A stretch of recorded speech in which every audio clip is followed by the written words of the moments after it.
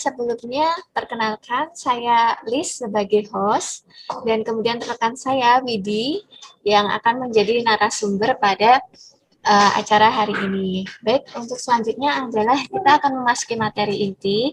Pada materi ini kawan pajak akan diajarkan bagaimana cara menghitung pajaknya dan bagaimana cara membayarnya.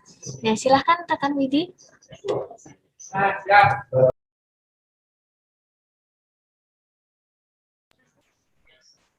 Selamat pagi Bapak Ibu kawan pajak yang sudah hadir pada acara kelas pajak pada pagi hari ini dengan tema kelas pajak bagi wajib pajak UMKM. Izinkan perkenalkan diri, saya Widiatmoko Prasoputra dari KPP Fatmawati. Izin share dulu untuk materi pagi hari ini.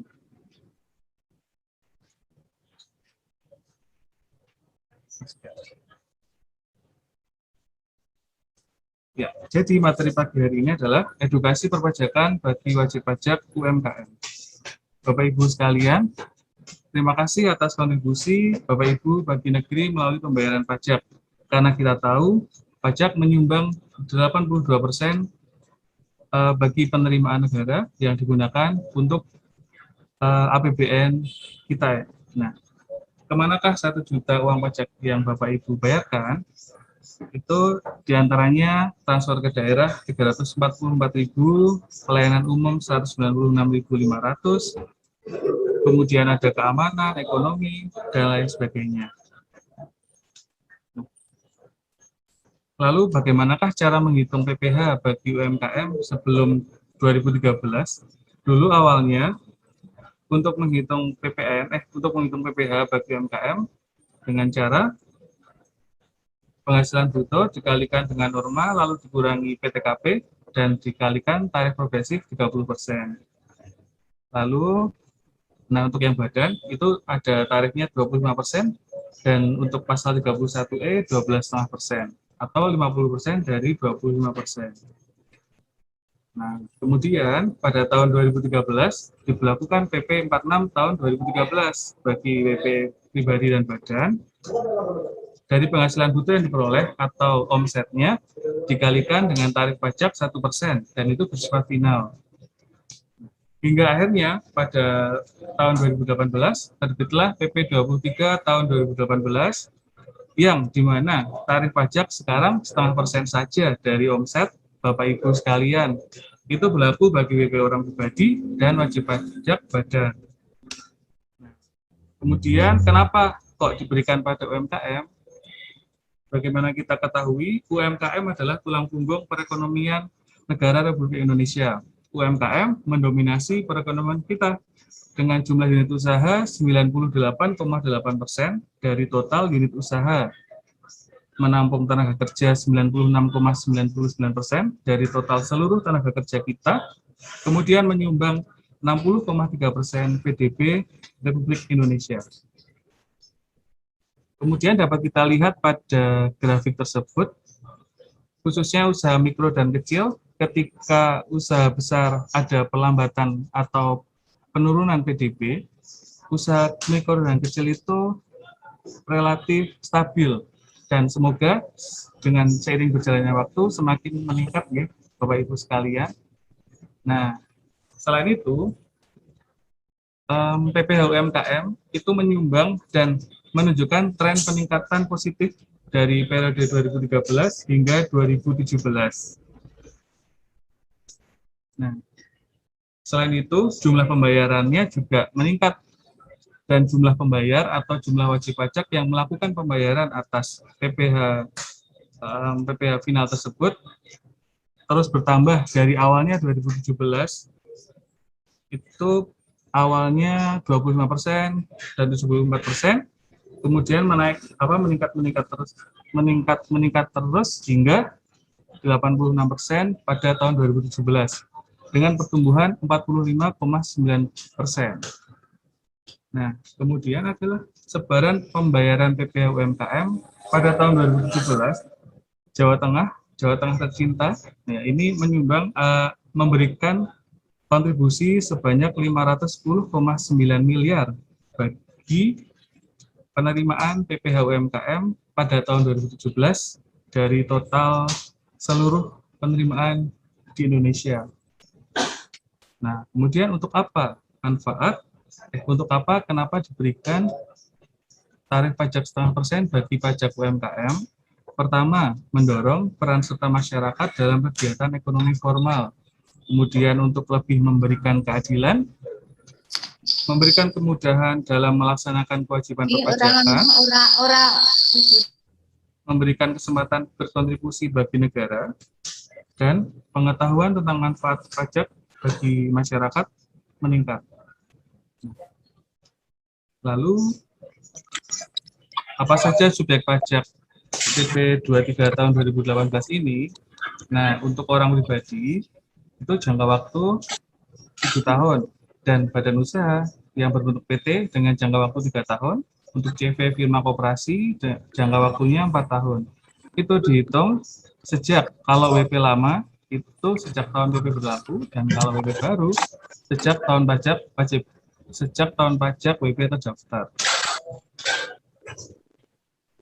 Nah, selain itu ada wajib pajak yang tidak dikenai atau tidak bisa menggunakan PP ini, yaitu satu, wajib pajak yang memilih untuk dikenai ketentuan umum PPh, wajib pajak melampirkan surat pemberitahuan PKPP dan menggunakan pasal 17. Dua, wajib pajak yang memperoleh fasilitas PPh pasal 31A UU PPh atau PP 94 tahun 2010, lalu BUT, dan CV atau firma yang dibentuk wajib pajak.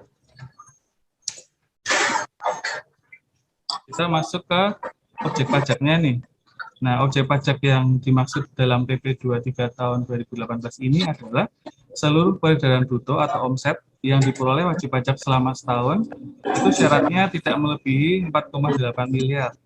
Omset ditotal dari seluruh gerai atau outlet, baik pusat atau cabang. Nah, kemudian yang bukan objek pajak.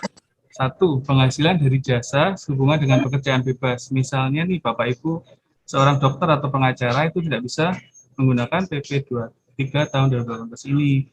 Dokter, pengacara, akuntan, notaris, PPAT, arsitek, pemain musik, pembawa acara, dan lain sebagainya. Lalu penghasilan di luar negeri, penghasilan yang dikenai PPh final, contohnya Bapak Ibu ada sewa rumah, jasa konstruksi, PPh usaha migas, dan lainnya, itu tidak bisa masuk ke sini. Dan penghasilan yang dikecualikan sebagai objek pajak. Ini tercantum di dalam Kitab Undang-Undang Perpajakan. Nah, lalu bagaimana sih cara untuk melunasinya? Nah, Bapak Ibu kan tadi udah menghitung 0,5% dari omset Bapak Ibu selama setahun per bulan. Per bulannya berapa? Dikalikan 0,5%, lalu bisa disetor atau ada juga yang dipungut atau dipotong oleh pemungut. Nah, ini langkah-langkah pelaksanaan PP 23 tadi. Nah, karena Bapak Ibu sudah terdaftar di KPP Fatmawati, ini langsung kita skip saja. Ya, ini jika belum, syaratnya fotokopi KTP dan lain sebagainya. Ya, kalau untuk badan ada akte, fotokopi KTP pengurus, NPWP pengurus, surat pernyataan bermaterai. Nah, ini bisa juga lewat IREK. Mungkin Bapak Ibu kemarin ada yang daftarnya lewat IREK ya. Karena pandemi mungkin tidak bisa datang atau ada pembatasan-pembatasan di wilayah kita, jadi lewat online. Nah, cara menghitungnya, mungkin Bapak Ibu di sini ada yang ngitungnya 0,5% PPh ya, gitu. Nah, ini caranya seperti ini. Contoh nih, contoh Tuan A. Pada tahun 2019, Tuan A itu di pasar A punya omset 1 miliar. Di pasar B 2 miliar, di pasar C 2 miliar juga. Ini kalau di total itu kan lebih dari 4,8 miliar. Nah, ini tidak bisa pakai tarif 0,5% tadi. Kalau misalnya 3 total ini dijumlah kurang dari 4,8 miliar, itu bisa menggunakan tarif 0,5% ini. Misalnya nih di pasar Puri, misalnya omsetnya selama setahun misalnya 100 juta. Di pasar Winong punya usaha juga, jualan tempe mungkin atau jualan apa ya, yang zaman sekarang masih ya Bapak Ibu sering ada di pasar. Itu misal di pasar Winong ada sekian, di pasar Rogowongso ada 500 juta misalnya. Nah itu di total kan kurang dari 4,8 miliar setahun. Itu bisa menggunakan menggunakan tarif 0,5% dari omset selama setahun dihitung per bulan. Nah, kalau ini untuk PT atau badan, WP badan. Nah, kalau untuk WP badan, sama syaratnya juga 4,8 miliar tadi. Nah, ini kalau ada penyerahan atau penyerahan barang atau jasa kepada pemungut. Contohnya, CVAP, rekanan pemerintah yang memenuhi kriteria WP yang dikenai PP 23 tahun 2018. CV ini ada penyerahan barang ke bendahara pemerintah, misalnya bendahara Rumah Sakit Suwondo, misalnya. Nah, itu terus ada pemotongan. Nah, dalam hal WP memiliki surat keterangan, itu bisa dipungut dari transaksi tadi dipungutlah ada nilai contohnya di sini 100 juta, itu adalah PPh 0,5% tadi. Untuk aturan lebih lanjutnya, bila Bapak Ibu menghendaki atau menginginkan informasi lebih lanjut, nanti dapat chat ke pajakpati.id atau mengajukan pertanyaan ya setelah acara ini. Nah, kemudian cara lapornya adalah seperti biasa melalui e-form. Nanti cara melalui e-formnya kami tayangkan videonya secara terpisah. Bapak Ibu dapat melihat atau menyimak videonya. Nah, intinya nanti penghasilan Bapak Ibu atau omset perjalanan bruto itu dimasukkan ke dalam formulir 1770 lampiran 3. Di baris 16 diisi dasar pengenaan pajak atau penghasilan bruto, itu diisi omset. Lalu kolom PPh terutang diisi PPh 0,5%. Nah, ini total dari sini. Nanti Bapak Ibu juga membuat daftar jumlah penghasilan bruto dan pembayaran PPh final berdasarkan PP 23 tahun 2018 per masa pajak. Nah, dari masing-masing tempat usaha, namanya siapa, NPWP-nya, alamatnya di mana, terus nanti datanya dimasukkan di situ, Januari alamatnya, alamat rumah atau alamat usaha, misalnya di Jalan Diponegoro mungkin. Nah, peredaran brutonya selama bulan Januari, misal ada berapa, dihitung sendiri, dikalikan 0,5%, diperolehlah PPh final. Kemudian, nah, kalau sudah itu, tadi kan udah tahu nih, misalnya bulan Januari ada peredaran bruto 100 juta, berarti PPh finalnya adalah 500.000. Nah, kemudian cara bayarnya ada, nah, Bapak Ibu, kode akun pajak untuk PPh final ini adalah 41128 dan kode jenis setorannya 420. Nah, pembayarannya harus membuat terlebih dahulu kode billing. Caranya bisa melalui DJP online, layanan billing DJP, kirim pajak, petugas teller atau CS Bank dan kantor pos, internet banking, terus ada juga SMS ID billing dan ATM. Untuk pembayaran pajaknya, Bapak Ibu bisa ke teller bank atau kantor pos, mini ATM, internet banking, mobile banking, ATM, dan lain sebagainya. Di ATM ini contohnya ya, untuk Bank Mandiri bisa masukkan PIN dan lain PIN, menu lainnya, pembayaran, terus dimasukkan ini, dimasukkan jenis pajaknya, PPh final, masa tahun pajaknya, jumlah bank yang dibayar, dikonfirm, dan jangan lupa disimpan struk ATM-nya kalau Bapak Ibu lewat ATM. Atau kalau misalnya lewat kantor pos atau lewat bank persepsi, misalnya ke teller, jangan lupa disimpan slip setorannya, karena itu adalah bukti penerimaan negara atau BPN. Ya, kemudian tadi kan udah mandiri, BNI ya kurang lebih sama. Misalnya Bapak Ibu biasa otak-atik ATM, mungkin familiar lah ya dengan menu-menu di ATM. Ada menu lainnya, pembayaran, nanti klik next, next, next, tinggal dipilih untuk PPh final bruto, masukkan masa tahunnya, nominalnya, intinya jangan lupa simpan struknya, kalau perlu difotokopi. Nah, ini Bank BCA sama juga. Nah, kemudian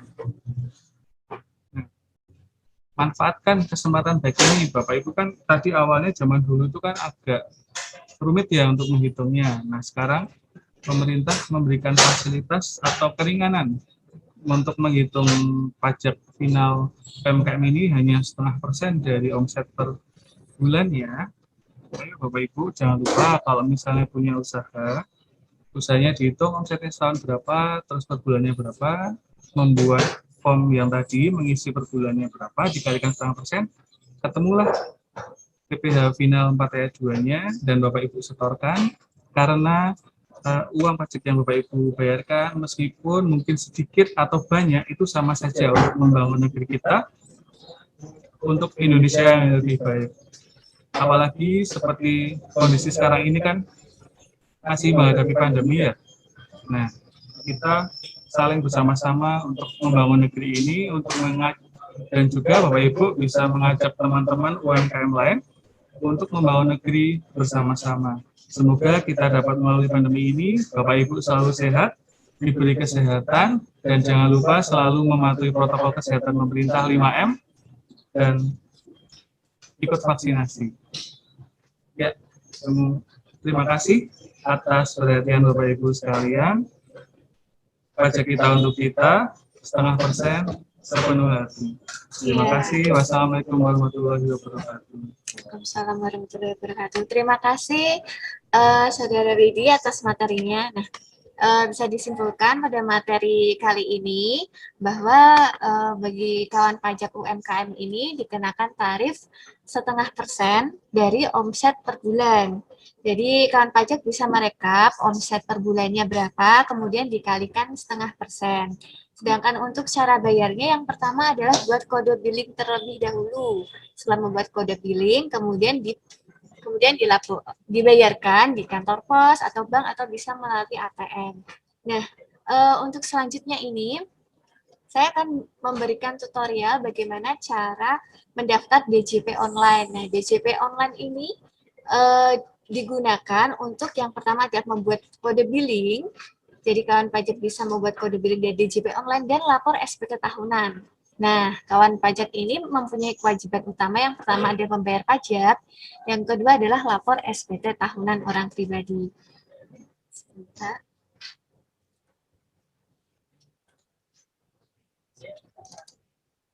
Nah, ini adalah tutorial bagaimana cara mendaftar DJP online.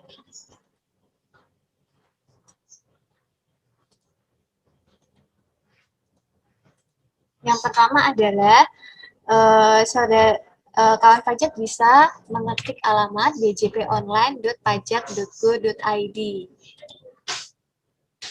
Kemudian akan muncul tampilan seperti ini. Kemudian klik daftar di sini, kemudian input nomor NPWP dan juga nomor EVIN. Nah, untuk nomor EVIN ini kawan pajak bisa memperoleh melalui chat WA. Ini saya chat.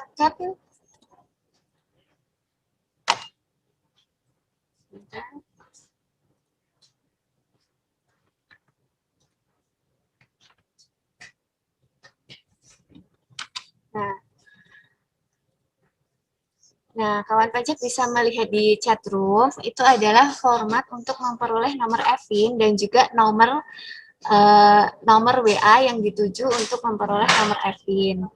Kalau sudah mempunyai nomor EVIN, silakan buka DJP online, kemudian klik daftar, kemudian input nomor NPWP dan juga nomor EVIN. Lalu masukkan kode keamanannya. Setelah itu input email aktif. Nah, email ini harus email aktif karena setelah kawan pajak input semua, maka akan terkirim email aktivasi. Jadi ini email aktif dan nomor handphonenya juga nomor handphone yang aktif.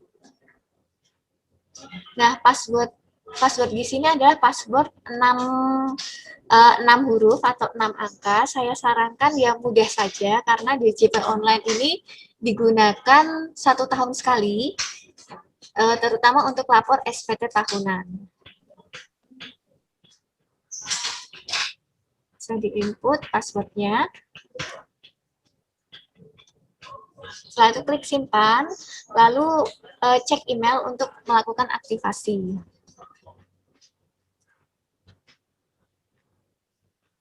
Setelah itu buka email, maka ada email aktivasi, maka klik link. Nah, setelah itu kalau sudah aktivasi akun berhasil, maka sudah dapat login ke DJP online.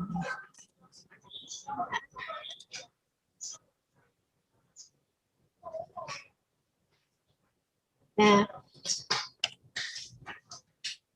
suara saya terdengar? Nah, untuk selanjutnya ini saya akan berikan tutorial cara membuat kode billing.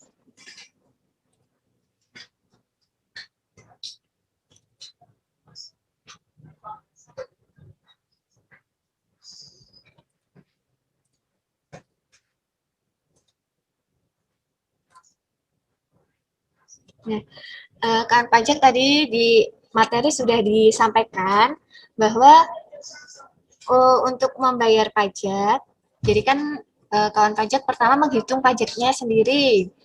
Omset 1 bulan dikalikan 0,5%. Nah, setelah menemukan nominalnya berapa, misalnya omset dalam 1 bulan itu 10 juta, maka 0,5%-nya itu 50.000. Nah, 50.000 itu yang dibayarkan ke kantor pos atau bank. Nah, sebelum membayar, maka terlebih dahulu membuat billing.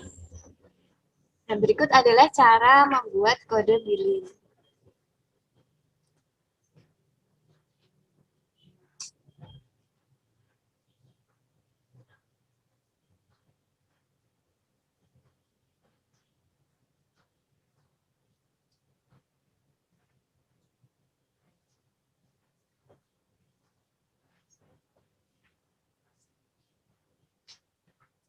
Nah, untuk membuat billing ini login dulu di djponline.pajak.go.id. Sebelumnya kan kita sudah belajar bagaimana cara registrasi DJP online. Setelah aktivasi email, maka selanjutnya adalah login. Login ini adalah masukkan NPWP dan password yang sudah dibuat tadi.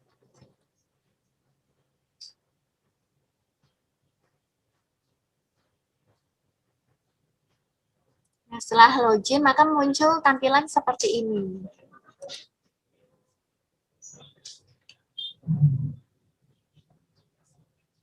Nah, kemudian klik bayar, kemudian klik billing.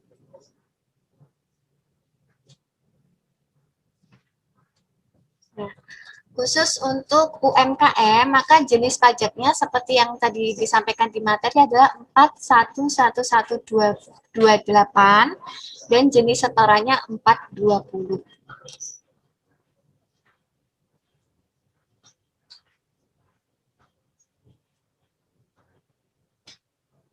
Monggo Bapak.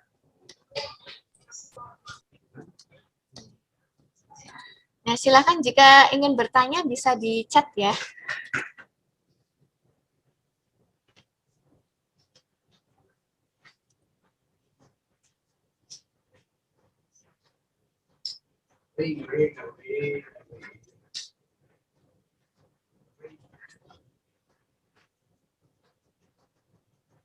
Nah, setelah kode billing selesai dicetak, kedua adalah membayar. Nah, bentuk kode billing adalah seperti ini. ID billingnya adalah yang muncul di kotak ini. Jadi yang ditunjukkan adalah nomor billing ini. Dan ini adalah masa aktif billing itu sekitar 1 bulan. Nah, untuk pembuatan billing ini dilakukan setiap bulan. Jadinya setiap ingin membayar maka membuat billing. Setiap ingin membayar harus membuat kode billing terlebih dahulu.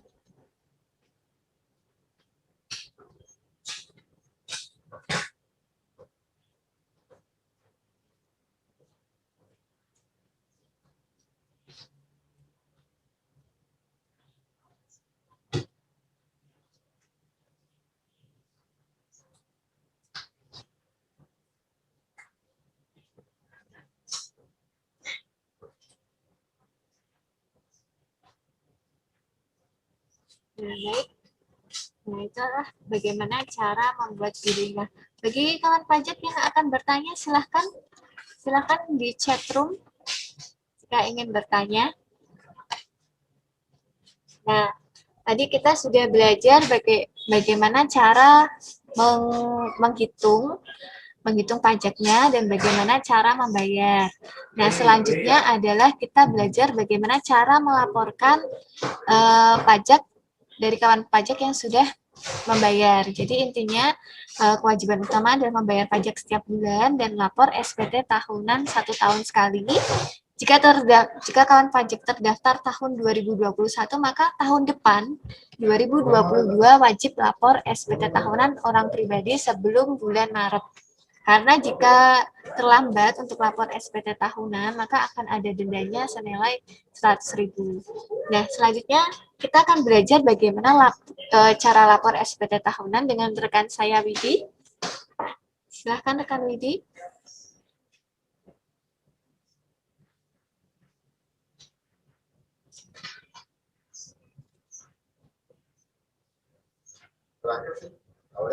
Ya, silahkan.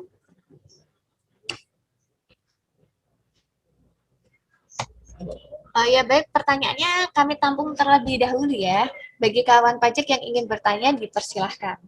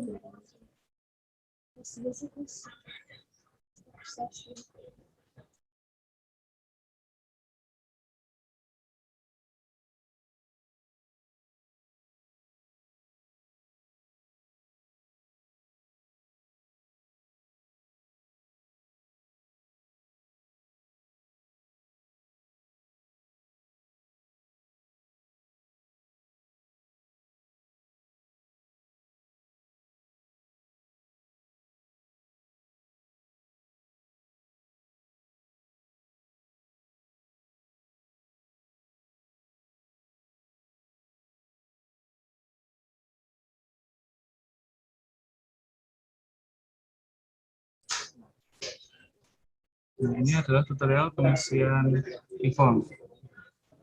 Jika Bapak Ibu melakukan usaha atau pekerjaan bebas, nah ini melalui e-form.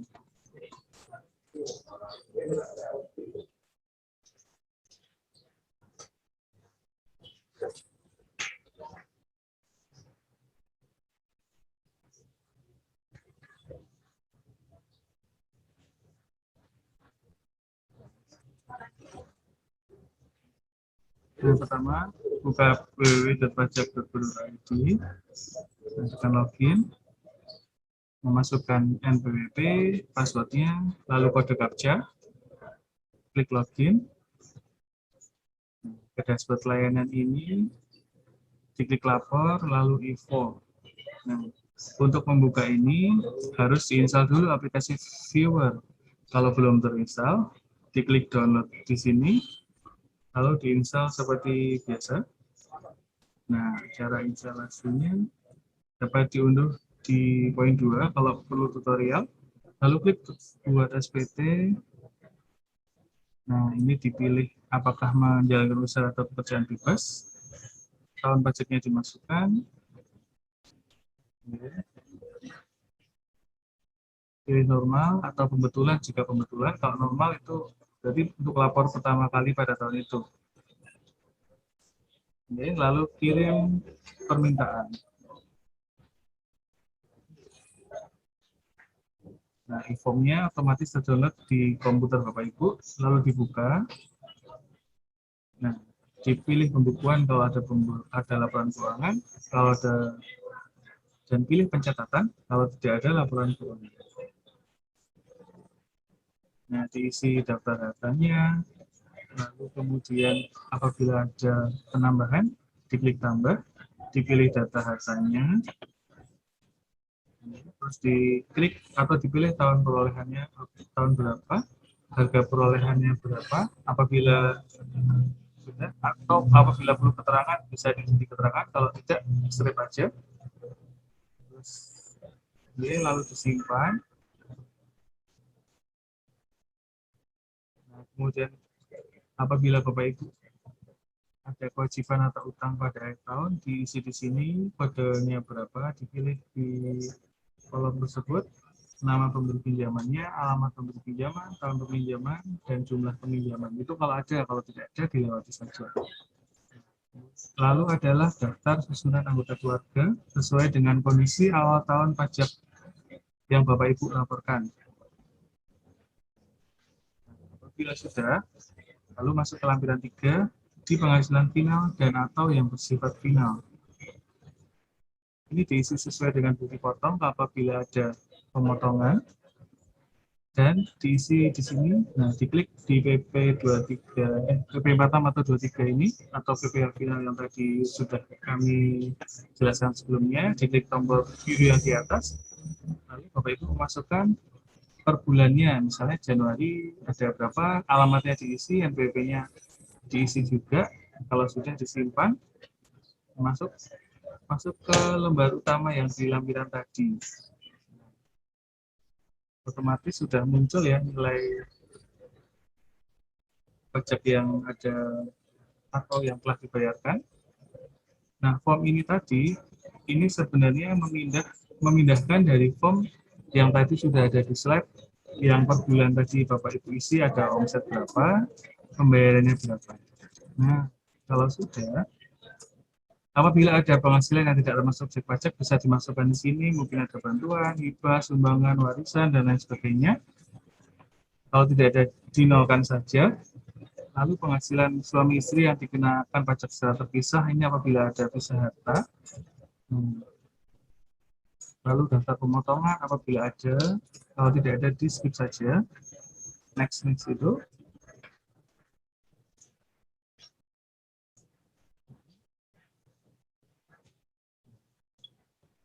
Kalau sudah, ini tadi kan sudah masuk ke depan. Ini saya skip karena ini untuk yang WP badan. Nah, kalau sudah Bapak Ibu simpan, nanti ada pilihan unggah lampiran. Itu diklik dan dimasukkan kode verifikasi. Kode verifikasi ini masuk ke email Bapak Ibu kawan pajak ketika mendownload di awal tadi, mendownload formulirnya, formnya. Itu nanti langsung masuk ke dalam email Bapak Ibu sekalian, ada kode verifikasi, dimasukkan di sini, disubmit. Nah, lalu ini bisa di-print atau tidak. Nah, kalau sudah nanti di-save.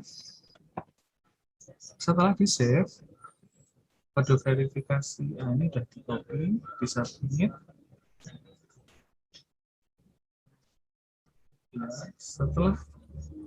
setelah berhasil, Bapak Ibu kawan pajak akan memperoleh bukti penerimaan elektronik atau BPE yang dikirimkan juga ke email Bapak Ibu. Ya. Apabila ada pertanyaan atau ada keperluan bisa ke pajak atau ke KPP Patangpati di pajakpati.id atau nomor-nomor telepon yang ada di sosial media KPP Patangpati Pajak Pati. Terima kasih. Ya, baik. Terima kasih rekan Widi. Nah, ini banyak sekali nih chat pertanyaan. Nah, silakan yang ingin bertanya silakan ketik di chat ya. Nanti akan kami siapkan jawabannya. Nah, untuk selanjutnya ini akan kami perkenalkan aplikasi M-Pajak. Nah, aplikasi M-Pajak ini adalah aplikasi yang bisa di-download melalui Android di handphone kawan pajak semua. Nah, aplikasi M-Pajak ini tahap awal, kawan pajak bisa membuat kode billing melalui handphone. Aplikasi M-Pajak seperti ini. Dengan menggunakan aplikasi M-Pajak, maka layanan akan cepat, mudah, dan personal. Nah, untuk login ini sama seperti DJP online. Jadi kalau misalnya kawan pajak sudah memiliki akun DJP online, maka loginnya NPWP dan password di DJP online.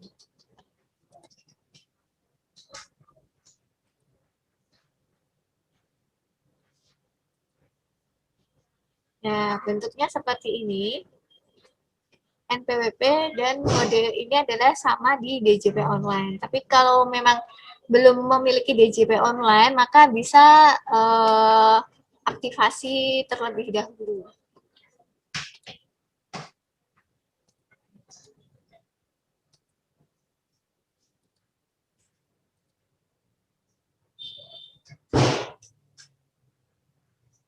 Setelah login, maka perlu kode verifikasi, maka buka email aktif, kemudian masukkan kode verifikasi.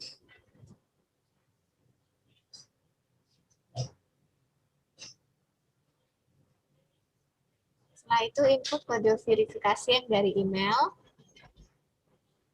Nah, ini adalah fitur-fitur yang berada di M-Pajak ini, seperti ada lokasi KPP terdekat, ada e-billing, dan ada informasi dan peraturan terbaru.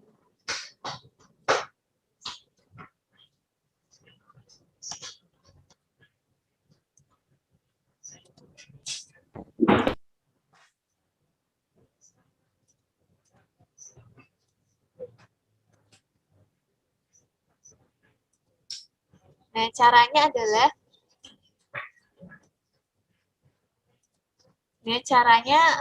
kawan pajak bisa mencari di Play Store M-Pajak, kemudian pilih M-Pajak lalu download di handphone masing-masing, di smartphone masing-masing. Maka akan muncul tampilan seperti ini. Nah, silakan untuk kawan pajak untuk mendownload dan mencoba sendiri. Oke, baik. Nah, selanjutnya kita akan memasuki ini ya, tanya jawab. Bagi yang sudah bertanya, ya. Nah, untuk melakukan pembayaran pajak itu harus setiap 1 bulan sekali atau 1 tahun sekali. Jika 1 bulan untuk pembayaran yang sudah telat 2 bulan itu, pembayarannya langsung 2 bulan atau bagaimana? Nah, baik. Saya jelaskan, untuk pembayaran ini paling lambat adalah tanggal 15 di bulan berikutnya. Misalnya, ini kan bulan Juli. Nah, bulan Juli ini adalah paling lambat untuk pajak bulan Juni. Jadi, pembayaran pajak bulan Juni paling lambat adalah tanggal 15 di bulan Juli. Dan seterusnya seperti itu. Pajak bulan Juli paling lambat adalah 15 Agustus. Nah, bagi yang terlambat pembayaran ini, pada sistem kami sudah dianggap terlambat.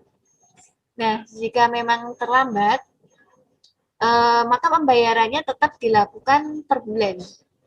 Pembuatan billing tetap dilakukan per bulan, tapi tetap pada sistem kami tetap terhitung terlambat. Seperti itu. Nah, jadi pembayarannya tidak langsung 2 bulan, tapi tetap per bulan. Membuat billingnya tetap per bulan, tapi tetap terhitung terlambat di sistem kami. Jadi kami mohon untuk kawan pajak semuanya untuk membayar pajak tepat waktu, paling lambat tanggal 15 di bulan berikutnya. Baik, untuk pertanyaan selanjutnya. Pertanyaan selanjutnya sama masih dengan Bapak atau Ibu Elsana. Bapak Elsana. Bapak Elsana. Oke. Pertanyaannya ini untuk pengisian 1720 pada saat akan submit itu kan ada dokumen yang harus diupload seperti laporan keuangan. Itu warnanya pink ya, artinya wajib. Tapi kita sebagai OP tidak pernah bikin laporan. Nah, memang kalau untuk Bapak sebagai UMKM OP yang diupload adalah daftar yang tadi, lampiran peredaran bruto atau lampiran PPH, lampiran PP 23. Iya, bisa dicontohkan bentuk lampirannya seperti apa? Ya, jadi untuk kan pajak UMKM untuk lapor SPT tahunan wajib melampirkan peredaran bruto tiap bulan. contohnya. Nah, ini contoh rekapnya ya, yang tadi diupload di lampirannya, yang pertanyaan Bapak Efsana tadi. Nah, misalnya di bulan Januari, ini diisikan nama Bapak atau Ibu kawan pajak, NPWP, dan alamat. Ini dimasukkan juga NPWP-nya.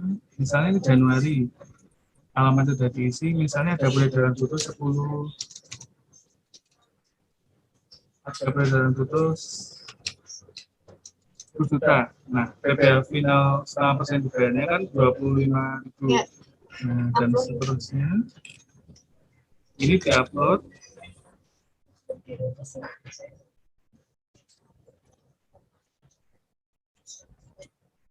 Intinya dikalikan saja. Ini kan ini contoh aja ya, Pak. Nah, misalnya 10 juta. Ini sama dengan 0,5% dikalikan. Nanti ketemu 50.000. Nah, 50.000. Nah, dan seterusnya sampai bawah. Misalnya mulainya dari bulan Maret atau April ya, ini diulangi mulainya di April, peredaran putusnya berapa, PPh final setengah persennya berapa, di total selama setahun. Nah, nanti kalau udah jadi lembaran atau juga jadi PDF, diupload pada saat laporan SPT di form tadi. Kurang lebih seperti itu. Ya. Yeah. Ya baik, ini penting sekali ya kan pajak. Jadi setiap bulan direkap omsetnya berapa, kemudian di setengah persennya berapa, kemudian dicatat, direkap di peredaran bruto ini. Kemudian setelah sampai Desember, kemudian inilah yang dilaporkan di laporan SPT tahunan. Terus bawahnya jangan lupa ditandatangani, ditulis nama Bapak Ibu kawan pajak, dan apabila bentuknya CV atau badan, jangan lupa di-stempel. Ya, baik. Nah, untuk pertanyaan selanjutnya.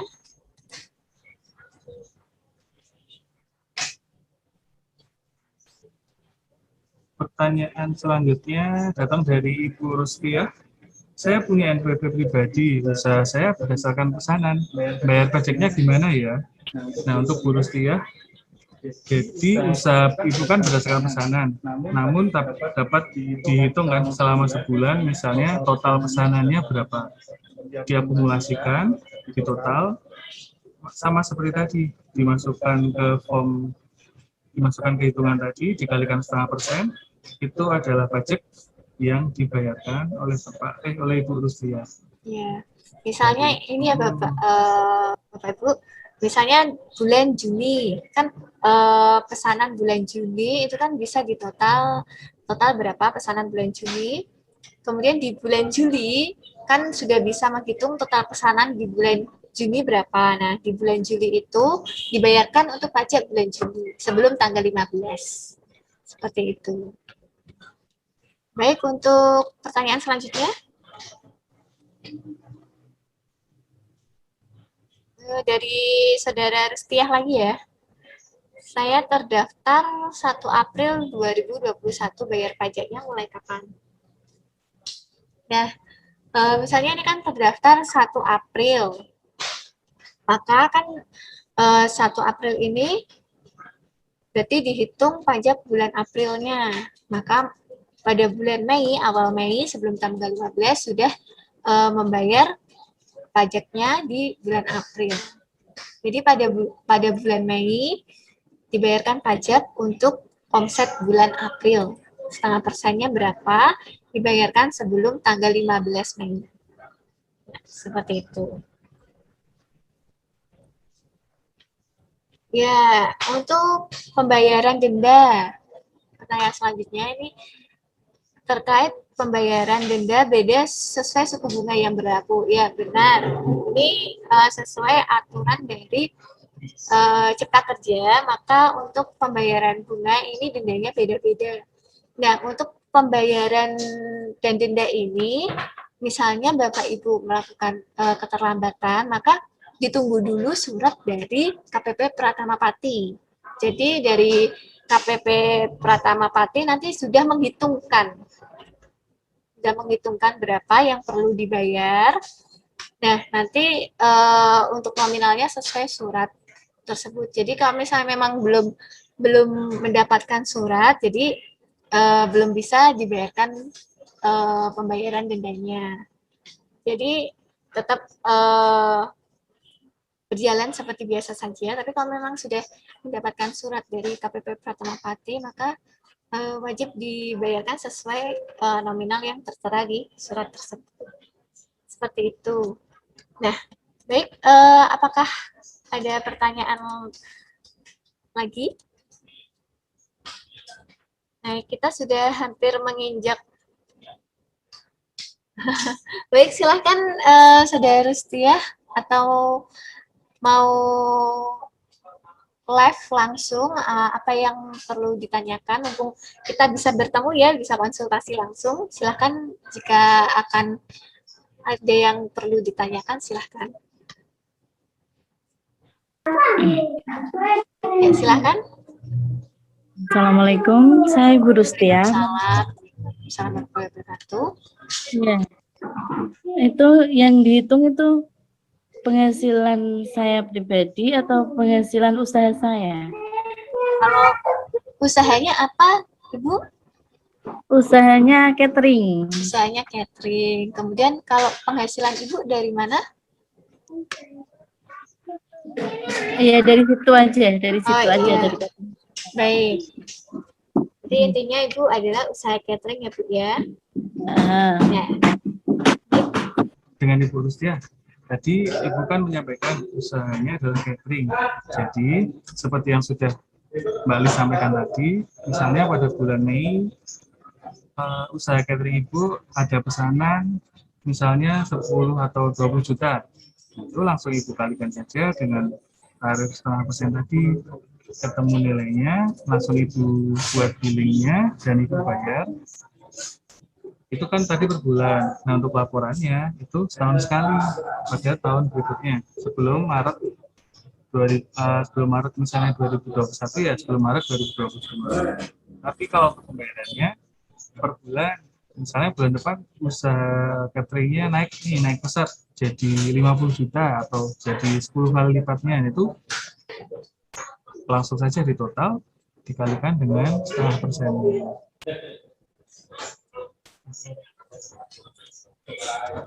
Dari usaha cateringnya tadi itu, Bu.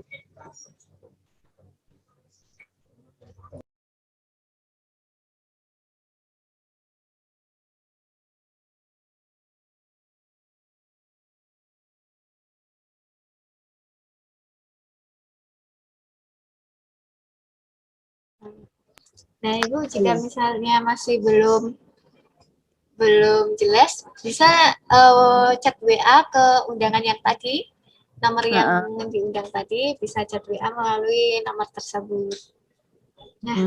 Nah, baik, selanjutnya kita sudah di penghujung acara. Baik Bapak Ibu, kawan pajak semuanya, terima kasih atas partisipasinya untuk mengikuti edukasi perpajakan bagi wajib pajak UMKM.